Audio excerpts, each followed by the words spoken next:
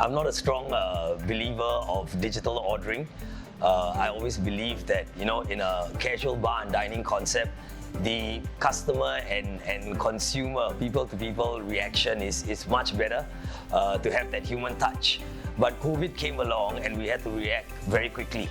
We were in circuit breaker that lasted about 10 weeks. We had to come to decisions to make changes real quick.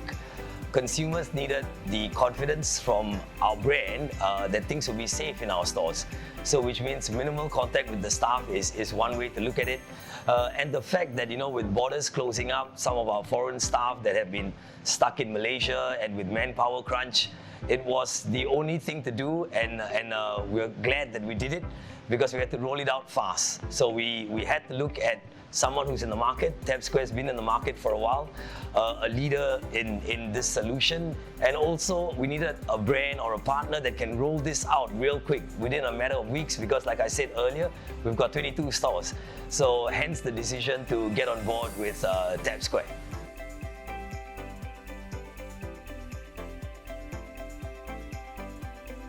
Well, we got on board with the AI Smart Web solution, which is a very, very simple way of setting up. We've got QR codes at the table. So for dine-in, customer just picks up his phone, scans the QR code. And unlike some other establishments during COVID, you can see that a lot of people are doing digital ordering. A lot of them would be using PDF menus. They are not versatile, they don't talk to the POS, and they are static. So this way, just like how you do your delivery orders, you'll see everything with pictures. However, in store, the colors are brighter. Digitally, it's easier to use. Recommendations keep popping up. And once the consumer chooses it and settles his order, it gets straight into our POS. So really no contact from our guys at all. Fires straight into the kitchen, fires straight into the bar. So very seamless till the actual F&B items arrive on your table. And the same goes for takeaway as well. You can scan the QR code, take your time, stand in a safe corner because it's all about safe distancing now. Place your orders, pick the food up from the collection point when it's ready, and then the customer moves on. So very easy to use solution, but I think more importantly, very user-friendly for the consumer.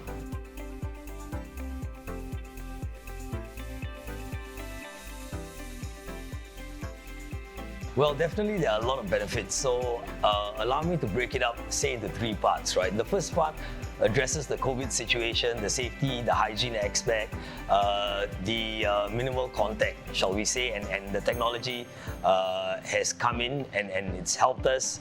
And working with a company like Tabsquare, rolled it out real quick as well, and there's always follow-up. So it's smooth, it's seamless, and we've adopted it fast. So it's something that we're happy with to continue this journey for a long time. Now, the next key important part is actually on the labor. Right, we've got some stores that have an adoption rate of say 50%, while other stores go up to as high as 70%. Now, those stores with higher adoption, we see some labor savings that's coming in, somewhere around the 10 to 15% mark, and I believe that if we keep pushing, we can reach a 20% labor reduction, which is actually in F&B context a huge amount to save, if you like, on the labor front. Now, the 50% adoption outlets, they'll take a little bit more time, but we're getting there.